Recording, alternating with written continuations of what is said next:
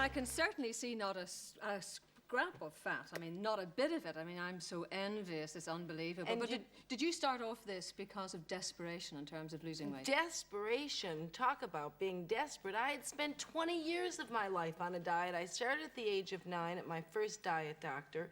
And for the next 20 years, well, at 14, I was terrific. At 18, I was like a little bloated whale. At 23, forget about it. I mean, I was like a Mack truck.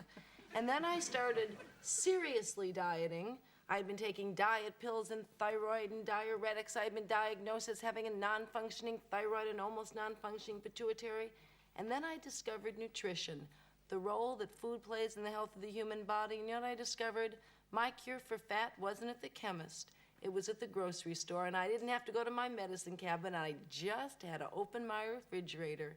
And the end result was, well, I developed a diet for myself where you could have your cake and you could eat it too, even if it's a cream cake. Now, the thing is, though, I mean, if I look at all of that, it's just like thousands of calories. And some people in your diet are maybe taking up to 3,000 and 4,000 calories a day. So explain to me how all of that works. Well, you see, calories have nothing to do with it. Calories are energy, that's all. And if you put it in and it's processed by your body properly, all that's going to happen is you're going to have lots of energy. For instance, Liza Minnelli, have you ever seen anybody put out more energy per ounce? Well, she's a Beverly Hills dieter, a conscious combiner who's learned that it's not what you eat or how much you eat, but the combinations. Take this plate of fish and chips. The chips, for instance, are digested by one set of chemical reactors, enzymes. The fish by another. They don't work together. They're antagonistic toward one another. This is processed more rapidly by the body than this. The end result of the basic balanced meal, well, it's like a layering effect. Half of what we eat sort of, you'll pardon my using sort of unscientific lingo, but who can understand all that mumbo jumbo? What actually happens is it gets stuck. Things don't go where they should when they should. So ideally, when you're having chips, well, you can have piles of chips. You can have salad with it, you can have vegetables with it, and you can have bread and butter. But the fish doesn't really go. When you're having fish, you can have chicken, you can have nuts, you can have meat, you can have all the protein foods, but they don't really go together. Now, let me just stop you there for 1 second so that I understand this correctly. So you're dividing down all your proteins, dividing down all your carbohydrates, right, and you're saying that fat basically goes with either, either of those. With either. And then there's fruit. And then there's fruit, which goes alone. And where does it go best?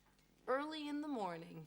First thing to get you started and put in, because fruit, well, we call it pineapple magic and papaya power.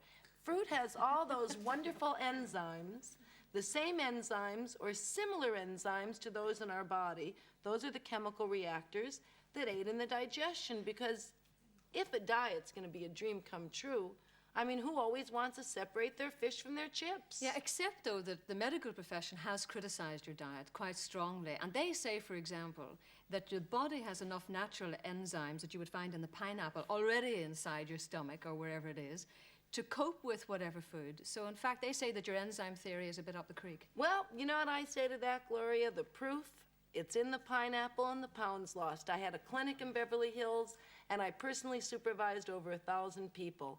Millions of copies of these books have been sold around the world, and I've got thousands of letters from people who are the pure testimony to the fact that the diet does work. People that are eating foods in quantities they never even dreamt of, and foods that were simply a fantasy. And if they don't do the fruit, and if they don't eat it in the right order, you know what? It doesn't work. Tell me some of these verbal exercises or non-physical exercises that you talk about. Well, they're ways of, say, confronting your fat person, acknowledging them, letting go of them, and learning how to embrace your new skinny. Talk from a skinny voice. Well, a couple of them are keeping a proud sheet, so you can pat yourself on the back at night instead of beating yourself over the head. What do you say to yourself?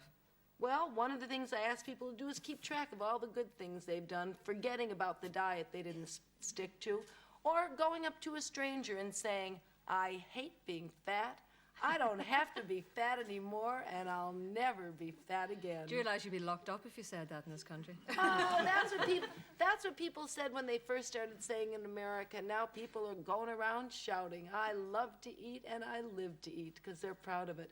They don't have to be ashamed of it anymore, because they're not fat. You mentioned Lisa or Liza Minnelli. What other stars are on your diet or have been?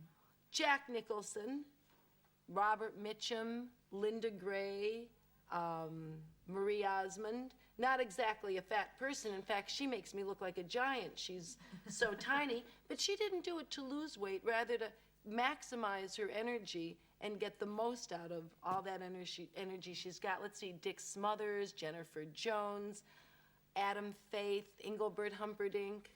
The list is endless. I tell you what, Judy, we'll even allow you to eat the fish and chips if you really want them at this particular stage.